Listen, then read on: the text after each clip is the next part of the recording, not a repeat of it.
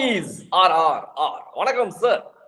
வணக்கம் பாலா அவர்களே. Welcoming colour கண்ணாடி fans to RRR and of course you to RRR.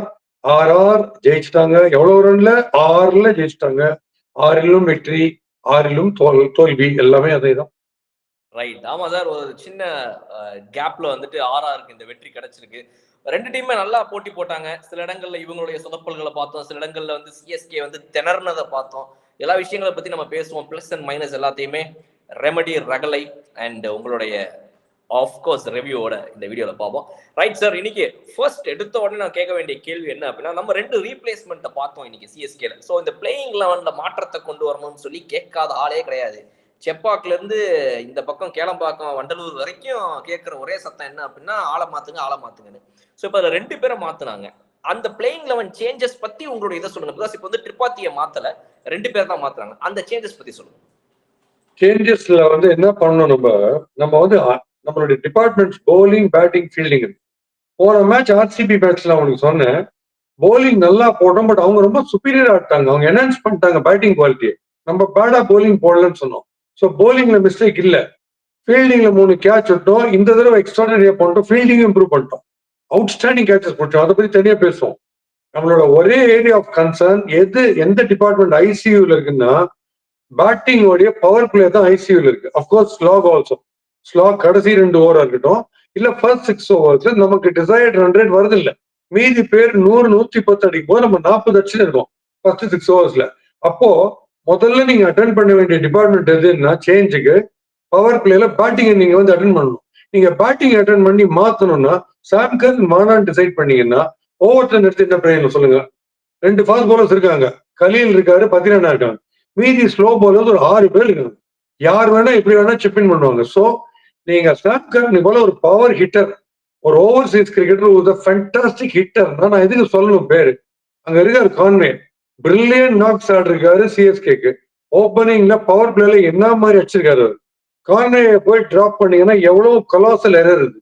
Think tank உடைய first error Conway drop பண்ணதுதான். Conway left hander. Conway, Sachin Ravindra, Ruturaj first ஹாஃப்லன்னா உங்க run rate எப்படி இருக்குன்னு நீங்க யோசிச்சு பாருங்க, விக்கெட் விழுந்தா கூட. ஸோ கிளியர் மிஸ்டேக் பண்ணது கான்வே டிராப் பண்ணதுதான். ஓவர்டன் அஸ் அ போலர் என்ன பண்ணாரு, ஒரு கேட்ச பழமா வாங்கி விட்டாரு. பேட்டிங்ல ஒரு ஃபர்ஸ்ட் பால் 6 அடிச்சாரு, இல்லைன்னு சொல்ல. பட் அதெல்லாம் தேவையே பட்டிருக்காது, கான்வே ஃபர்ஸ்ட் வந்திருந்தா.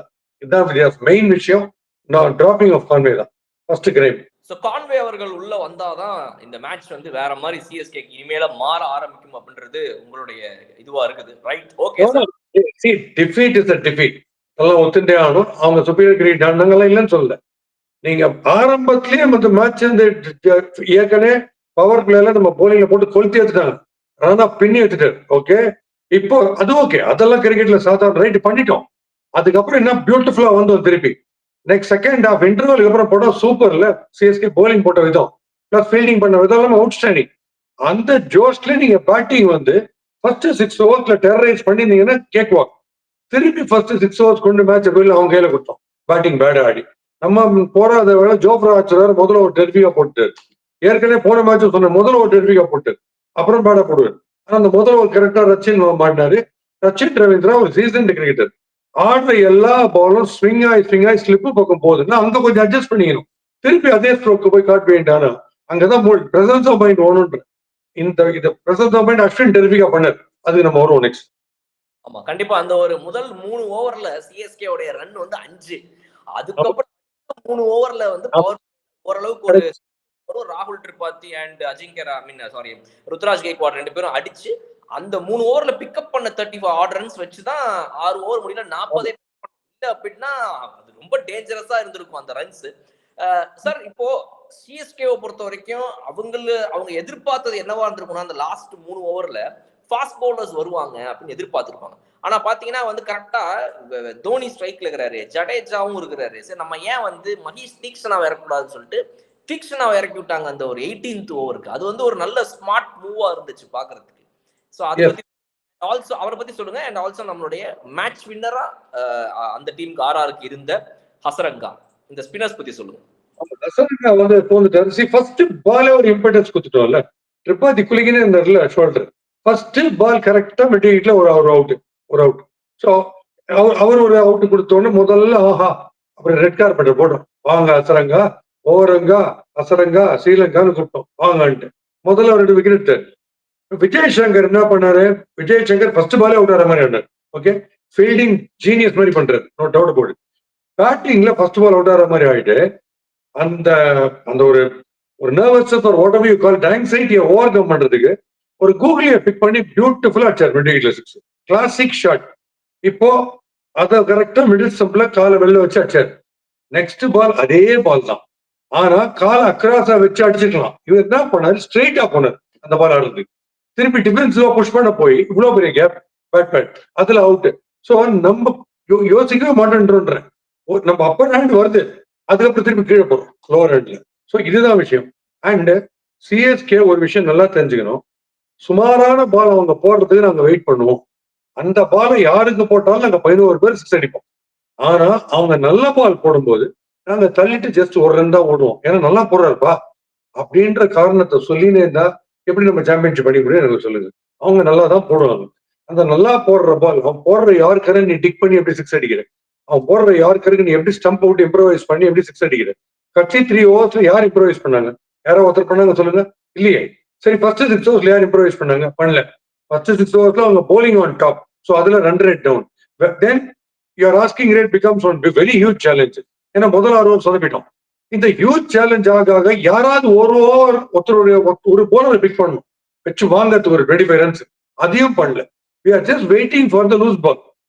முடியவே முடியாது. அதனாலதான் இவ்வளவு க்ளோஸா போச்சு. மிட் ஓவர்ஸ்லயே லூஸ் பால்க்கு ஒண்டி கிடையாது, நல்ல பால் போட்டா கூட இம்ப்ரோவைஸ் பண்ணி அடிப்போம் சிக்ஸ் போயிருந்தோம்னா இன்னும் ஈஸியா இருக்கும் டுவர்ட்ஸ் ரெண்டு டார்கெட். ஆர் இதே மாதிரி போனீங்கன்னா லாஸ்ட் 3 ஓவர்ஸ் நான் திருப்பி சொல்ற மாதிரி அஷட்டுஷோ, ஷஷாங்கோ, நிக்கலஸ் புரானோ இல்ல டிம் டேவிடோ ஓடும். அந்த மாதிரி பிளேயர் யாருமே இல்லை டீம்ல. தோனி ஒருத்தர் இருக்காரு, அவன் சரியா மாட்டல, பாட்டம்ல பட்டதே சிக்ஸ் போகுது, பட் அவருடைய ஃபுல் ஃப்ளோல இல்ல. அப்ப என்ன பண்ணுங்க? அப்ப இதுதான் பிரச்சனை. இதுக்கு பிரச்சனை கிரேட் ஆயிட்டே இருக்கு. ஓப்பனிங் ஓவர்ஸ்ல நம்ம சொதப்பினோம்னா அதுக்கு பேக்கப் டெரிஃபிக்கா இருக்கணும் பாட்டம் ஆப்ல இல்ல. சோ ஒரே பாயிண்ட் ஆஃப் கிரைசிஸ் ஐசியூ எதுன்னா முதல்ல ஆடுற 6 ஓவர் கான்வே வந்தே ஆனும் உள்ள டீம் உள்ள. இல்லைன்னா உங்களுக்கு டெரிஃபிக்கான ஒரு ரன் ரேட் வந்து ஃபர்ஸ்ட் 6 ஓவர்ஸ்ல வராது.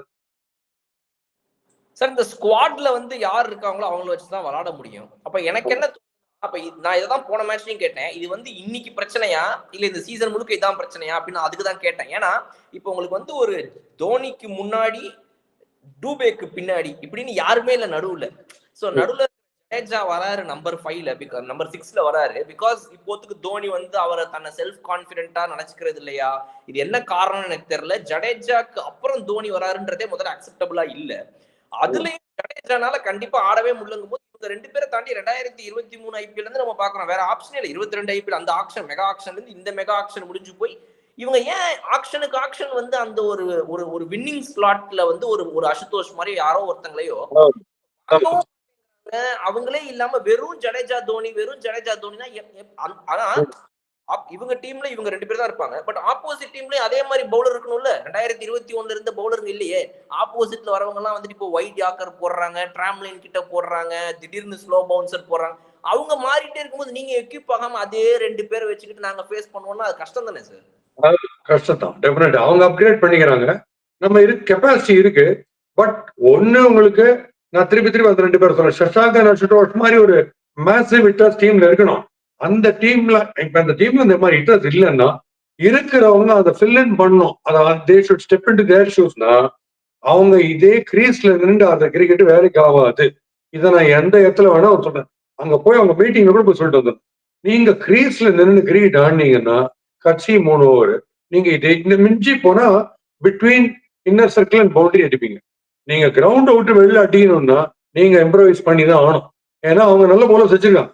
ஜோஃப்ரா ஆர்ச்சர் அவங்களே பயந்துட்டு ஜோஃப்ரா ஆர்ச்சர் கண்ணாப்பன ரன் கன்சீட் பண்றான்ற பயத்துல in spite of his bowling a deadly first over like test match அப்ப கூட ஜோஃப்ரா ஆர்ச்சர் கொடுக்கறதுக்கு பயப்படுறாங்கன்னு யோசிச்சு பாருங்க. ஏன்னா ஸ்லாட்ல போட்டுருவாரு 6 மாட்டிக்கணும். இவர் வந்து ஸ்லோ டிப்பிங் யார்கஸ் போடுவாருன்னு தான் இவர்கிட்ட கொடுக்குறாங்க சந்தீப் சர்மா. அதை நம்ம அடிக்கணும். ஃபார் எக்ஸாம்பிள் இன்னைக்கு அந்த துஷார் தேஷ்பாண்டே அக்ராஸ் போய் அவுட் சைட் ஆஃப் ஜடேஜா ஒரு 6 அடிச்சார்ல, அது not the normal Jadeja, abnormal Jadeja, அந்நியனா மாறுறது. அது மாதிரி கண்ணாப்பனான் மாறும். போன மேட்ச் 196 சேசிங்ல ரொம்ப மீக் சரண்டர். பட் இதுல வந்து கம்மியா தான் நம்ம திட்டுவோம். சிஎஸ்கே என்னப்பா விட்டாங்கன்னு ஒரு வருத்தப்படுவோமே தவிர, பட் லவ்லி இம்ப்ரூவ்மெண்ட் வந்துட்டு நம்ம இல்லைன்னு சொல்ல. ஏன்னா அங்க இருக்கிற ஃப்ரேல இருக்கும்போது தான் தெரியும் ஒரு டிஃபிகல்ட்டி இது. பட் இந்த டிஃபிகல்ட்டி இஸ் ஃபார் போத். அந்த டீம்ஸுக்கும் அதே தான். அவங்க போலிங் போறவங்க, பட் அவங்க லெஸ்ஸர் மிஸ்டேக்ஸ் பண்ணாங்கன்னு நான் சொல்லுவேன். அவங்க லெஸ்ஸர் மிஸ்டேக்ஸ் பண்ணாங்க. நம்மளுடைய ஹைலைட் பிரில்லியன்ஸ் வந்து fielding. The way we took catches, diving in front. Vijay Shankar எடுத்த பியூட்டிஃபுல்லான ஒரு கேட்ச். ஓகே, அந்த மாதிரி நிறைய பேர் பத்திரானா ஃப்ரண்ட்ல பிடிச்சது, ஜுரேலுடைய கேட்ச் ஃப்ரண்ட்ல டைவ் வச்சு பிடிச்சது, அதெல்லாம் அவுட்ஸ்டாண்டிங் கேட்சஸ். அது ஒன்றும் கம்ப்ளீட்டா 230, 214 போக வேண்டிய டோட்டல் இழுத்து பிடிச்சின்னு 183 கொண்டு வந்த பாருங்க. கிளாசிக். அது சிஎஸ்கே போலிங் அவுட்ஸ்டாண்டிங். இப்ப நான் தனியா உங்களுக்கு அஸ்வினோட போலிங்க சொல்றேன். அஸ்வின் ஃபர்ஸ்ட் ஓவர்ல 18 19 ரன் வச்சிட்டாங்க. ஓகே, அடுத்த ஓவர் என்ன திங்க் பண்றாரு பாருங்க. இப்ப நாங்க சப்போர்ட் பண்றதுக்காக பேசல. அடுத்த ஓவர் வந்து பவுன்ஸ் பேக் பண்றாரு, 5 சிங்கிள். அதே பேட்ஸ்மேன் ஆடுறாங்க, 5 சிங்கிள். அதுக்கப்புறம் ராணா எடுத்த விஷயம் சொல்றேன், பிரசன்ஸ் ஆஃப் மைண்டுக்காக சொல்றேன். நார்மலா வந்து போடுற ரன்அப்ல லைன் அண்ட் லெங்த் தான் மாத்துவாங்க எல்லாருமே. எந்த அளவுக்கு பிரில்லியன்ஸ் இவர் பண்றாரு அஸ்வின்னா, நீங்க பாத்தீங்கன்னா ரன்அப்ல ஸ்டாப் பண்றாரு பாத்தீங்களா, ஒரு ஸ்டெப் நின்னுடு ஸ்டம்பு கிட்ட. அந்த மாதிரி நிக்கவே ஒரு எக்ஸ்ட்ரா செகண்ட் கிடைச்சது கவனிக்கிறதுக்கு. ராணா இறங்கும் போது வைடா போட்டார் பாத்தீங்கன்னா, அவர் பிரில்லியண்டா முடிச்சிட்டார் தோனி. ஸோ இதை நீங்க திருப்பி ஒரு வாட்டி அதை பாத்தீங்கன்னா, அந்த மேட்ச பால் பை பால் என்ன லெவல்ல ஒரு ரன்ஸ் கன்சீட் 19 ரன்ஸ் கன்சீட் பண்ணி என்ன பியூட்டிஃபுல்லா பிரசன்ஸ் ஆஃப் மைண்ட்ல கொண்டாரு தன்னுடைய எக்கானமி ரேட்ன்றது தெரியும். அப்படி திங்க் பண்றவங்க இருக்கணும், இல்ல மேசிவ் விட்டர்ஸ் இருக்கணும் பாஸ். ரெண்டும் இல்லாட்டா ரொம்ப கஷ்டம். நீங்க வந்து க்ளோஸா வந்து நம்ம உதப்பட்டு இருப்போம். சார் அந்த 19 ரன்ஸ் கொடுத்த அஸ்வினோட ஓவர்ல கூட அவர் வந்து ஃபர்ஸ்ட் தடவை போடும்போது அவர் வந்து ஸ்வீப்ல ஆடுறாருன்னு தெரிஞ்சுமே அஸ்வின் அதுக்கப்புறம் திரும்ப, ஏன்னா பிகாஸ் அஸ்வின் வேரியேஷன்ஸ் நிறைய வச்சிருக்கவர், அந்த இடத்துல ஏன் அவர் ஸ்டக் ஆனாருன்னு எனக்கே ஒரு டவுட் இருந்துச்சு. திரும்ப ஒரே மாதிரி சொல்றேன் என்னன்னா, அஸ்வின் வந்து இந்த ரானாக்கு ரவுண்ட் விக்கெட்ஸ் போடுறாரு அம்பையரோட ரைட் சைட்ல இருந்து. இந்த ரைட் சைட்ல இருந்து போடும்போது அவருக்கு அஸ்வினுக்கு ரொம்ப பெரிய பிளஸ் பாயிண்ட் என்னன்னா, ஹார்ட் ஹிட்டிங் லெஃப்ட் ஹேண்டர்ஸுக்கு எஃபெக்ட் பிரச்சனை லெங்க்ல போட்டு அவங்க ஆடும்போது எப்ப பார்த்தாலும் லெகம்பேர் பக்கம் பால் போயிட்டே இருக்கும் ஒவ்வொரு ரன்னுக்கு. அந்த பவுலிங் ஃபண்டாஸ்டிக்கா போடுவார். பட் இன்னைக்கு அவர் ராணா வந்து ஸ்கொயர் ஆஃப் த விக்கெட்ல பிஸ்தா, ஸ்வீப் ஷாட் அண்ட் ஸ்கொயர் கட்ஸ்ல பிஸ்தா, ஹுக்கு புல்லு ஸ்கொயர் கட் அதுல பிஸ்தா. சோ இவர் போடும்போது பால் ஸ்லாண்ட் ஆகி டுவர்ட்ஸ் லெக் வருது, எல்பிடபிள்யூ சான்ஸ் ரொம்ப கம்மி. சோ அவர் அலட்சியமா ஸ்வீப் ஷாட் போடுறது, அதுலதான் மாட்டினது. வாட் ஐ ஃபெல்ட் வாஸ், ஒரு லெஃப்ட் ஹேண்டர் வந்தோடனே அஸ்வின் ஆஃப் பிரேக் தான் போட்டு ட்ரை பண்ணுவார். அப்போ ஓவர் த விக்கெட்ஸ் போட்டுறது பெட்டர். அப்ப மிஸ்டேக் அதுக்கு சான்ஸ் இருக்கு. பட் அவர் பிடிவாதமா ரவுண்ட் விக்கெட்ஸ் போட்டார். அதனால it made the angle very easy leg சைட்ல அடிக்கிறது. ஏன்னா பால் ஸ்லாண்டா தான் வருது. அதுதான் ஒரு மிஸ்டேக்கா நான் பார்த்தேன். சார் இந்த 3 பவுலர்ஸ் அஸ்வின் வந்து எக்ஸ்பென்சிவா போனாரு. கலீல் அகமது 2 பேருக்கு என்ன ஆச்சு? கலீல் அகமது நல்லா போட்டிருந்தாரு. இன்னைக்கு கலீல் அகமது வந்து ஜேமி ஓவர்டனை பார்த்து நீனா திடீர்னு புதுசா உள்ள வந்து ரன் எல்லாம் ஓவரா கொடுக்குற அப்படின்னு சொல்லிட்டு அவரும் உள்ள வந்து நானும் கொடுப்பேன் இது அப்படின்னு 2 பேரும் அந்த அவங்களுக்கு என்னன்னா முதல் 6 ஓவர்னு அடிக்க மாட்டாங்கப்பா. ஐபிஎல் ஆரம்பிச்ச டைம்ல இருந்து அப்படிதான் இருக்குது அப்படின்னு அவங்க ஒரு 18 வருஷத்துக்கு முன்னாடி இருந்த ஐபிஎல் இருக்கிறான்னு நினைக்கிறேன். முதல் 6 ஓவர்லாம் சும்மா தட்டுவாங்க, பவர் பிளேனா ஒரு லைட்டா 2 4 அடிப்பாங்க, அவ்வளவுதான். இன்னும் இது திடீர்னு இவ்வளவு அடிக்கிறாங்கன்ற மாதிரி தேவர் நாட் ரெடி ஃபார் இட்ன்ற மாதிரி இருந்துச்சு சார். ரொம்ப லென்த்திஷா பால போடுறது, ஒரு ஈஸியா அடிக்கிறது. அதாவது நீங்க கஷ்டமா போட்டு அவங்க பிரில்லியன்ஸ் அடிச்சா பரவாயில்ல, பட் அடிக்கக்கூடிய பால்ஸா ஈஸியா போட்டு அடி வாங்கினது இவங்க 2 பேர்ட்ட. இந்த ஜேமி ஓவர்டனா 2 ஓவர் தான் முடிச்சு மொத்த கதையை முடிச்சு கொடுத்துட்டாரு கையில சிஎஸ்கே. ஃபர்ஸ்ட் 5 ஓவர்ஸ்ல அவங்க 79 பாஸ் ஸ்கோர், அவங்க 14 பிளஸ்ல போயிருக்குது. ஓகே, 15 பிளஸ் போகுது, 15 பிளஸ் போகுது. அப்போ உங்களுக்கு தான் தெரியும் நம்மளோட ஜெனரல் ரியாக்ஷன். நம்ம கிரிக்கெட் எனக்கு தெரிஞ்ச ஃப்ரெண்ட்ஸ் எல்லாருமே பினிஷ்டு, கதை முடிஞ்சது அப்படி இப்படின்னா நீங்க நம்ப மாட்டீங்க. 100 and 10 ரனோட காம்பினேஷன் மிராக்கல்னு. நீங்க என்ன ஆச்சுன்னு பாருங்க. நான் சொன்னது கரெக்டா ஒரு 8 o'clock மேட்ச் 7:30, 8:10, 8:15 இந்த விஷயத்த சொன்னேன். கடைசியில் பாருங்க அந்த 2 பேர் எப்படி மேட்ச் நம்ம கைக்கு எடுத்துட்டு பாருங்க. இது ஃபண்டாஸ்டிக்கா பண்ணதுனால தான் 180 பிரில்லியண்டா போடுறாரு நூறுடைய போலிங். இந்த way comes to line and length straight of the first delivery. அவரு தான் trump card, best of the spinners. அவரு ஒண்ணு கலகுறாரு. பார்த்தீங்கன்னா ஜஸ்ட் பிரில்லியன்ட். அந்த யாருக்கு எடுத்தாரு பாருங்க பராக, அதெல்லாம் வேற லெவல் டெலிவரி. ஸோ இவங்க 2 பேருமே அவுட்ஸ்டாண்டிங்கா போட்டு அதுக்கப்புறம் கொஞ்சம் மீதி பேர் சிப்பின் பண்ணி அழகா வந்துட்டோம். அதனாலதான் நான் போலிங்கும் நம்ம ஃபீல்டிங்கும் பாராட்டும். நீங்க ஃப்ரண்ட்ல டை வச்சு நம்ம ஃபீல்டர்ஸ் பிடிக்கிறாங்கன்னா எக்ஸ்ட்ராடனரி இம்ப்ரூவ்மெண்ட், இன்டர்நேஷனல் கிளாஸுக்கு வராங்கன்னு அர்த்தம். அந்த மாதிரி பிடிச்சாங்க அவ்வளவு பேரும் பியூட்டிஃபுல். இன்னொரு விஷயம் உங்களுக்கு சொன்ன ஞாபகமா தெரியாது, ருத்ராஜ் கிட்ட ஐ கேட்ச் போச்சுன்னா எனக்கு ஹார்ட் வெளில வந்துருக்குன்னு சொன்னேன் இல்லையா? பாத்தீங்களா இன்னைக்கு அந்த ஐ கேட்ச பிடிக்கும் போது கையில இருந்து தட்டி கிட்டி. ஆனா ஒண்ணு, ஒரு ஒரு ஃபுல் ஸ்பீட்ல அட்டாக் பண்ணி பால ரன் அவுட் அடிக்கிறதுல அதெல்லாம் பியூட்டிஃபுல்லா பண்றாரு. ஃப்ரண்ட்ல டை வச்சு கேட்ச் பிடிக்கலாம் பண்றாரு. ஹை கேட்ச் பயமா இருக்கு அவர் பிடிக்கும் போது. ஸோ நம்ம ஃபீல்டிங் ஸ்டாண்டர்ட கிளாசிக்கா இம்ப்ரூவ் பண்ணணும். அது ஒன்றும் சந்தேகமே கிடையாது. ரொம்ப லவ்லியா பிடிக்கணும் கேட்சஸ்லாம். ஓகே, அவங்களும் நல்லா பிடிக்கிறாங்க, இல்லைன்னு சொல்லு. நம்ம வந்து நல்லா இம்ப்ரூவ் பண்ணிட்டோம். ஒரே ஏரியா ஆஃப் கன்சர்ன் இதுதான் பாஸ். இதை செப்பரேட் பண்ணிட்டோம்னா வேற லெவல்ல வந்துடும் கேம்ன்றது என்னுடைய எண்ணம். பாசிட்டிவா சொல்லணும்னு அதான். First 6 overs you bring in Conway, Rachin Ravindra and Ruturaj to occupy the 6 overs. The story will be different. Sir power பிளேல என்னதான் இன்னைக்கு வந்துட்டு அந்த ஒரு 3 ஓவர் மோசமா ஆடி இருந்தாலும் அதுக்கப்புறம் ஒரு 3 ஓவர் கம்பேக் ரன்ஸ் அடிக்கிறதுக்கு காரணமா இருந்தது 2 பிளேயர்ஸ், அந்த 2 ஓப்பனர்ஸ். ஒன்னு வந்து நம்மளோட ருத்ராஜ் கைக்வாட். ஆமா சாரி, ருத்ராஜ் கைக்வாட் ஓப்பனர் இல்லையா? நான் வந்து ஒரு முதல் ஓவர்லயே வந்து நம்ம அடிச்ச ஜோக் அவர் சொல்லிட்டாரு. நேற்று ஃப்ரெண்ட் வெங்கடேஷ் அடிச்சதா ஜோக் சொன்னால, எப்படியுமே ஒரு ஓப்பனிங் தான் வராது சொன்னால கிண்டலுக்கு. இன்னைக்கு ருத்ராஜ் அவரே ஸ்பிட்சினே சொல்றாரு, not to bother because anyway I get a chance to come just like opening in the first 2 overs அவரே சொல்றாரு. நம்ம அடிச்ச ஜோக் அவர் ஃபேக்டா சொல்றாரு. சோ அவர் அப்படி உள்ள வந்ததுக்கு அப்புறமா அந்த ஒரு 3 ஓவர் முடிச்சதுக்கு அப்புறம் ட்ரிபாத்தியோட ரன்ஸ் வந்து அதுதான் ஆக்சுவலா ட்ரிபாத்தியோட ஸ்டைல் இல்லையா? ட்ரிபாத்தி வந்து அந்த ஒரு 100 200 அடிக்கிற ஆள்லாம் இல்ல. அந்த ஒரு 30 to 40 ரன்ஸ் அடிச்சாலும் அதை குவிக் சக்சஷன்ல அடிச்சு கொடுத்துட்டு பவர் பிளேக்குள்ள காலியாட்டு கிளம்பிடுவாரு. ஏன் ஓவர் 6 கோட்டா தான்ப்பா, அந்த 6 ஒரு கோட்டா முடிஞ்சு போச்சு, நான் கிளம்புறேன்னு. சோ அந்த பேட்டிங்கை இன்னைக்கு அட்லீஸ்ட் ஓரளவுக்கு காரணம் இதைத்தான் அட்லீஸ்ட் எதிர்பார்க்கறாங்க எல்லாருமே. அவர் வந்து ரொம்ப பெருசாலாம் ஒண்ணு வேணாம், இந்த 30 ரன் அடிச்சு கொடுத்து நீங்க கிளம்பி போயிருங்க அப்படின்னு. அது ரைட், நான் அதை அப்ரிஷியேட் பண்றேன். பட் ஒரு போலர் வராரு, ஃபர்ஸ்ட் பால் போடுறாரு, ஷார்ட் பால். நீங்க அடிக்கிற அடி கிரௌட் உள்ள போகணும்ன்ற, அதுதான் கிராக்கிங்கா இருக்கீங்கன்ற. இதுவே 60 yards தானே சார் பவுண்டரி. அதுல என்ன பிரச்சனை நமக்கு? அதுலயும் நம்ம வந்து ஃப்ரண்ட்ல ஒருத்தர் டைவ் அடிக்கிற மாதிரி மிடில் ஹிட்ல ஃபென்ஸ்ல இருந்து 10 yards உள்ளுக்குள்ளதான் கொடுக்குறோம் கேட்ச். அப்போ அவர் ரைட் அவுட்டா கொண்டு போறீங்க ஒரு போலர். போன மேட்ச்ல ரொம்ப சுமாரா போட்டுருந்தார் போலிங். இப்போ கூட ரைட் ஆன் டாப்பா கொண்டு வந்துடுறோம். So massive power like a Pollard or Russell or David Villiers மாதிரி அடிக்கிற அடி. ஒரு தினேஷ் கார்த்திக் ஆர்சிபிக்கு வந்த போதெல்லாம் எப்படி மாத்துறாரு, உள்ளுக்குள்ள வந்து என்ன இன்னோவேஷன் பண்றாரு. இப்படி போறாரு ஃபைனல் இல்லைன்றாரு, இப்படி போய் ஒரு ஸ்கூப் தேர்ட் மேல் அடிக்கிறாருல.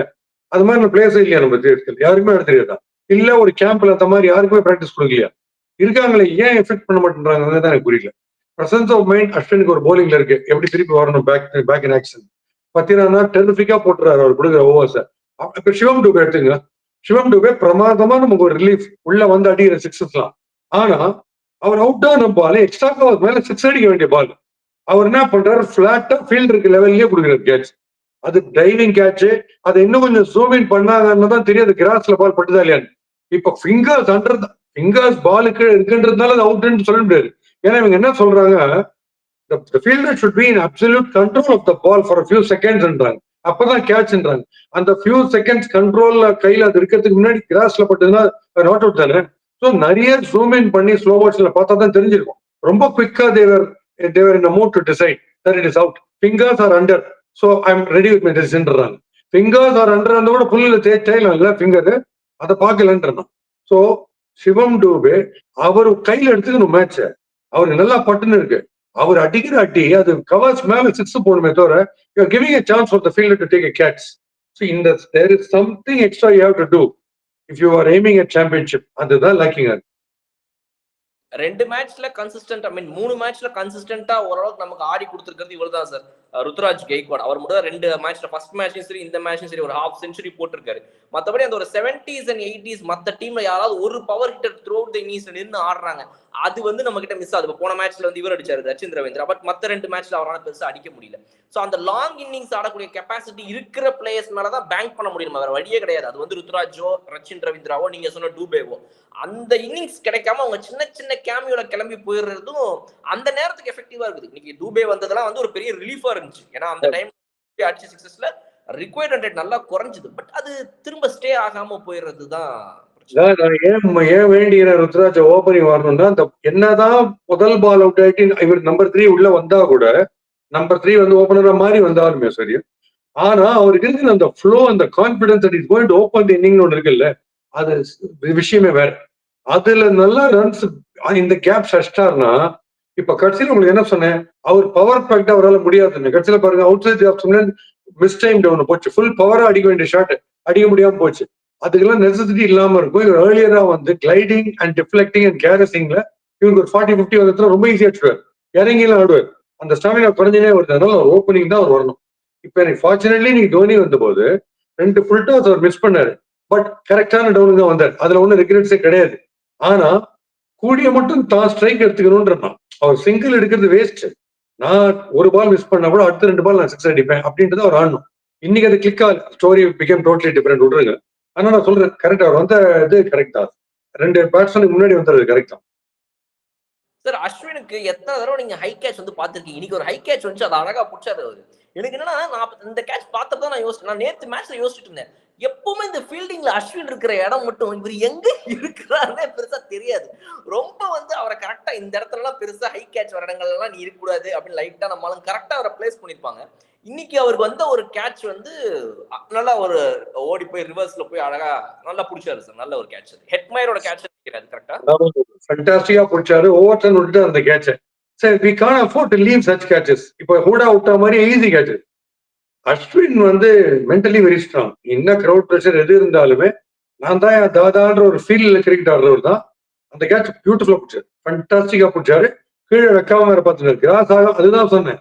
இன் full control of the ball இருக்கணும்ன்றது தெரிஞ்சுட்டு தான் கிராஸ்ல வைக்காம இப்படி வச்சிருந்தாரு கையை. இந்த full back of the hand வந்து கிராஸ்ல படுற மாதிரி வச்சிருந்தாரு அந்த கேட்ச். சூப்பர் கேட்ச் அது. Overall fielding improve by leaps and bounce. போலிங்கும் டாப் கிளாஸ். எங்கேருந்தோ திருப்பி வந்துட்டோம் மேட்ச் உள்ள. இந்த ஏரியா ஆஃப் கன்சர்னே பேட்டிங் தான். அதை அட்டன் பண்ணணும்னா வேற லெவல். அப்படியே ஒரு டர்ன் அரவுண்ட் வந்துடும். நூரன் பத்திரானா நீங்க சொன்ன மாதிரி அவங்க 2 பேர் இல்ல அப்படின்னா கண்டிப்பா இன்னைக்கு மேட்ச் வந்து இவ்வளவு பெரிய கம்பேக் இருந்திருக்காது. அது போயிருக்கும் ஒரு 230 மினிமம் போயிருந்திருக்கும். நல்ல கம்பேக் கொடுத்தாங்க அவங்க 2 பேரும். அதே மாதிரி நம்ம ஆர்ஆர் கிட்ட இருந்து அந்த ஒரு கிரெடிட் எடுக்க முடியாது சார். இன்னைக்கு அவ்வளோ அற்புதமான ஒரு பவுலிங் பிளான்ஸா இருக்கட்டும். உங்களுடைய ஃபேவரட் கேப்டன் பராக், அது தெரியும் எனக்கு. நீங்க மனசுக்குள்ள உங்களுக்கு அவர் ரொம்ப பிடிக்கும், வெளியே காட்டிக்க மாட்டீங்க. ஸோ அவரோட கேப்டன்சில இன்னைக்கு நீங்க பாத்தீங்க அப்படின்னா வந்து அந்த தீக்ஷனாவோட 18th ஓவர் எனக்கு ரொம்ப பிடிச்சிருந்துச்சு சார். பிகாஸ் தோனியும் ஃபாஸ்ட் பவுலர் இருக்கிறாங்க, நான் வந்து இங்க தீக்ஷ்ணா யூஸ் பண்ண போறேன்னு எடுத்த அந்த டெசிஷன். அண்ட் அதை பத்தி இன்னொன்னு Archer 20th and 19th 18th இதுல யூஸ் பண்ணாதது பத்தி உங்களோட கால் என்ன? அது வந்து இன்னைக்கு ஒர்க் அவுட் ஆனனால ஓகே. ஒருவேளை துஷாரோடைய ஓவர் இன்னொரு ஒரு 10 ரன் எக்ஸ்ட்ராவா போய் அதனால சிஎஸ்கே ஜெயிச்சிருந்தாலோ, இல்ல வந்து சந்தீப் சர்மாவோடைய யார்கர்ஸோ ஸ்லோ பால்ஸோ இன்னைக்கு எக்ஸிக்யூட் பண்ணாம எங்கேயாவது பிரச்சனை ஆயிருந்தா 2ல ஏதாவது ஒரு ஓவராவது ஆர்ச்சர் போட்டு இருந்திருக்கும்னு எல்லாரும் சொல்லியிருந்திருப்பாங்க. நீங்க என்ன சொல்றீங்க? இல்ல, இன்னைக்கு அவர் ஆர்ச்சர் வந்து ஒரு 2வது 3வது ஓவர்ல கட் பண்றதுக்கான ஜஸ்டிபிகேஷன் இருக்கு. பிகாஸ் இது 183 இது வந்து கொஞ்சம் ஸ்ட்ரெச் ஆகும் கடைசி ஓவர் வரைக்கும்ன்ற ஒரு ஃபீல் இருக்கு. நான் சொல்றது ரொம்ப ஷார்ட் ஸ்கோர் இருக்கும்போது ஷார்ட் ஆல் அவுட் ஆகிட்டு திருப்பி டிஃபெண்ட் பண்ணும்போது ஒருத்தர் டெர்பிகா போறது அப்பதான் இன்னும் ட்ராட் போட்டணும்ன்றேன். ஆன் த ட்ராட் போட்டணும்னு சொல்றேன் 4 ஓவரும். இந்த மாதிரி இருந்தது அவருடைய ஹேண்ட்லிங் வாஸ் கரெக்ட். அண்ட் நீங்க சொன்ன மாதிரி தீக்ஷனா அந்த கடைசியில கொண்டு வந்து சூப்பர் தான். நல்ல மூவ் தான். அது ஒத்துக்க வேண்டிய விஷயம். சோ அப்ப ஆர்ச்சரோட அந்த ஒரு ஓவர் பாக்கி இருந்துச்சு. அந்த ஒரு ஓவரை இன்னைக்கு அந்த லாஸ்ட்ல போடாதது கரெக்ட் தானா? அது கரெக்ட். பிகாஸ் நியூ பால்ல மூவ் ஆன போது அவர் அன்பிளேபிளா இருந்தார். மூவ் ஆகுறது எப்பயுமே பார்த்தா ஒரு ஓவர் 2 ஓவர் தான் மூவ் ஆகும். பால் மூவ் ஆகலன்னா ஆர்ச்சரியே அவர் ரன் அப்ல மூவ் பண்ணிடுறாரு வெளியில. ஏன்னா அவர் ரெடி விதவிதமா 4-6 கொடுத்துட்டு சிரிக்கிறதுக்கு மேல நீங்க வேற ஏதோ ரியாக்ஷன் எல்லாம் கொடுத்தாரு. எப்படி ஆக்சுவலா நான் 6 தானே ட்ரை பண்ணிருக்கல, 4 தானே போச்சு அப்படின்ற. அது துப்பாத்தி அடிக்க விடுறாருன்னு யோசிச்சு பாருங்க. அந்த லெவலுக்கு போலிங் இறங்குது. தபால் டிக்ளைன். சோ லாஸ்ட் ஓவர் டாலா இருக்கிறவர் பவுன்ஸ் பண்ணுவாரு, குட் லைன்ல போட்டாருன்னா கிழிஞ்சது கதைன்னு சொல்லிட்டு தான் அவர் கண்ணில் காட்டாம slower through the air and always bowling yorker length Sandeep சர்மான்றதால அவர் ப்ரிஃபர் பண்ணிருப்பாரு last over. And more over தோனியை வந்து லாஸ்ட் ஓவர்ல நிக்க வச்ச ஒரு ஹிஸ்டரி இருக்கு சந்தீப் சர்மா போடும்போது. அந்த ஆங்கிள் அவர்கிட்ட கொடுத்துருப்பாரு. பட் தோனி வந்து இன்னைக்கு நீங்க சொன்ன மாதிரி அடிக்கலங்கிறது ஒண்ணு, மாட்டல அவருக்குன்றது இன்னொன்னு. அவங்களோட execution against Dhoni was very clear sir. என்ன வேணா நீ பண்ணு, லைட்டா நீ தப்பு பண்ணா கூட இன்னைக்கு முடிஞ்சு போச்சு கதை, நம்ம கிட்ட மேட்ச் கையில காத்துன்னு சொல்லி அந்த wide outside off stump, slow bouncers இந்த மாதிரி பிக் பண்ணி சந்தீப் சர்மாவோட பின்னாடி தூக்கி அடிச்சாரு. ஆனா அவர் இந்த ஸ்ட்ரைட்ல அடிச்ச 6 பாத்தீங்கன்னா கரெக்டா ஸ்லாட் கிட்ட வந்து 6 தூக்கி போட்டாரு. அதுக்கப்புறம் மறுபடியும் ஒரு பால் தான், ஒரு ஓவருக்கு நீ தப்பு பண்ணணும், இதுக்கு மேல தப்பு பண்ணா முடிஞ்சு போயிடும் சொல்லி அவங்களுடைய எக்ஸிகியூஷன் உன்னோட பிளஸ் என்னன்னு தெரிஞ்சுக்கிட்டு அதுக்கு ஏத்த மாதிரி ரொம்ப வெளியவே தூக்கி போட்டு தோனியை ரொம்ப இவ்வளவு வருஷமா பாக்குறாங்க. கண்டிப்பாக ஸ்டடி பண்ணிருப்பாங்க. இப்ப இந்த ஏஜுக்கு அவருடைய இந்த அப்ரோச்சுக்கு என்ன போடலாம். நீங்க சொல்ற மாதிரி அந்த ஸ்லோ பவுன்சர் ஃபாஸ்ட் பவுன்சரா போட்டு கண்டிப்பா தோனிக்காது 6 வச்சுப்பாரு. அது ஸ்லோ பவுன்சராக கொஞ்சம் அடிச்சு மெதுவா 1 ரன்னுக்கோ 2 ரன்னுக்கோ போச்சு. அது கரெக்ட் தான். அதெல்லாம் ஸ்டடி பண்ணிருக்காங்க, அது டவுட் இல்லை. ஓகே சார், இந்த வீடியோ முடிக்க வேண்டிய நேரம் வந்து விட்டது. என்ன சொல்லணும்னு நினைக்கிறீங்க ஆடியன்ஸுக்கு? வேற ஏதாவது எடுத்துருந்துருக்கீங்களா? நான் ஏற்கனவே நேற்றே சொல்லிட்டேன், எனக்கு ஏற்கனவே உங்களால தான் பாதி முடி கொட்டி போச்சு, எல்லாம் கமெண்ட்ஸ்ல கேட்கறாங்கன்னு. யோசிச்சுட்டு சொல்லுங்க எதுவும் வந்தாலும். சிஎஸ்கே பொறுத்த வரைக்கும் என்னைக்குமே சிஎஸ்கே திட்டுவாங்க எல்லாரும், கர்ஸ் பண்ணுவாங்க, வயசான டீம்னுவாங்க. அப்ப நான் வயசான டீம்னுவேன். அவங்க அந்த பிரெயின் ஒர்க்கை வச்சுட்டு ஜெயிப்பாங்க. இன்னைக்கு யங் டீம் தான், பட் சில இடத்துல அப்ரோச் வயசான டீம் மாதிரி இருந்துச்சு. அவ்வளவுதான் விஷயம். யங் டீம்ன்றது நிறைய இடத்துல காமிச்சோம், பட் அப்ரோச் வந்து வயசான அப்ரோச் மாதிரி இருந்தது. அதான் அந்த நூர் அண்ட் பத்திரானாவுடைய காம்பினேஷன் வில் கிரியேட் அ மிராக்கல்னு சொன்னேன். சோ கோன் பனேகா குரோர் பத்தி அப்படின்னு ஒரு டைட்டில் ஒன்று இருக்கு பாத்தீங்களா? அதுல கோன் பனேகா நூர் பத்தி, நூர் அண்ட் பத்திரானா அவங்க தான் ஜெம் மாதிரி கலைக்கிறாங்க இன்னைக்கு. அது ஒரு பக்கம் எனக்கு ஒரு விஷயம், அவங்க 2 பேரை பார்த்தோன்னே அது தோணுன விஷயம். இன்னொன்னு உங்களுக்கு தமாஷான ஒரு விஷயம் நான் நோட்டீஸ் பண்ணது உங்களுக்கு சொல்லணும்னு நினைச்சேன். இந்த ஹடல் ஒண்ணு எல்லாரும் சேர்ந்துக்கிறாங்கல்ல, இந்த கிரவுண்டுக்கு மேட்ச் ஆரம்பிக்கிறதுக்கு முன்னாடி 11 பேரும் கூடி கேப்டன் வந்து பயங்கர தத்துவம் எல்லாம் சொல்லி வாழ்க்கைன்றது ஒரு ஓடம் மாதிரி அப்படின்னு சொல்றாரு. அதுல குறுக்க சுனாமியும் வரலாம், டிராபிக் ஜாம் சில எல்லாம் பேசுறாங்கல்ல. அப்ப எல்லாரும் ரொம்ப ஸ்டூடெண்ட்ஸ் மாதிரி கேட்கறாங்கல்ல. அது it's suppose to be a secret. அந்த டீமுக்கு it's suppose to be a secret. Okay, அதுல ஒரு கேமராமேன் காலுக்குள்ள நுழைஞ்சு கேமரா வச்சு அவன் என்ன பேசுறான்னு கேட்டு சொல்லிட்டேன்னு எங்க ஆளுகிட்ட சொல்லிட்டேன், நீங்க என்ன யோசிக்கிறீங்க, இப்ப எதிர் டீமுக்கு தெரியுமே அப்படின்றது தேவைதான். அப்ப என்ன ஹடலோட என்ன அர்த்தம் என்ன எனக்கு புரியல.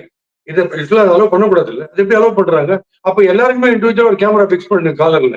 நாங்க ஜெகஜோதியா கேட்டுக்கிறோம். ஒரு ஸ்கிரீன்ல துப்பாக்கியில 12 பேர் சொல்லுவாங்களே, அந்த மாதிரி 11 பேரையும் காமிச்சிருங்க ஸ்கிரீன்ல. எல்லாரும் என்ன ரியாக்ஷன் என்ன பேசுறாங்கன்னு தெரிஞ்சுக்கிறோம். அந்த சிரிப்பு அந்த பார்த்துக்கோங்க. இல்ல மேபி வந்து ஆடியோ கேட்காதுல, வெறும் வீடியோ தானே பார்த்துட்டு போட்டோம் அப்படின்னு சொல்லி கீழ இருந்து கேமரா அப்படி காலுக்குள்ள இருந்து வைக்கிறாங்க. மேபி யாராவது ஒருத்தவங்க ரொம்ப அறிவாளியா இருந்து ஆப்போசிட் டீம் கோச் இப்ப டிராவிட் இப்படி பென் வச்சு எழுதிட்டே இருக்கிறார்ல எப்ப பாரு, அவர் பார்த்துட்டு இருக்காருன்னா லிப் ரீடிங் பண்ற ஒரு ஆளை பக்கத்துல உட்கார வச்சு டக் அவுட்ல அவங்க என்ன பேசுறாங்கன்னு பாரு அப்படின்னு பேசி அதை எழுதி பாருன்னு நினைக்கிறேன். அந்த மாதிரி ரொம்ப இருந்தா மேபி அது யூஸ் ஆகும். மத்தபடி இந்த லிப் ரீடிங் பண்ண தெரியாதவங்களா இருந்தா தப்பிச்சிடலாம். ஆமா, அதாவது பிஃபோர் வி வைண்ட் அப், ஒரே ஒரு சின்ன ரிக்வெஸ்ட் எம்எஸ்டி கிட்ட, தயவு செய்து the only way, the one way is Conway. அவர் எப்படியாவது உள்ள கொண்டுருங்க.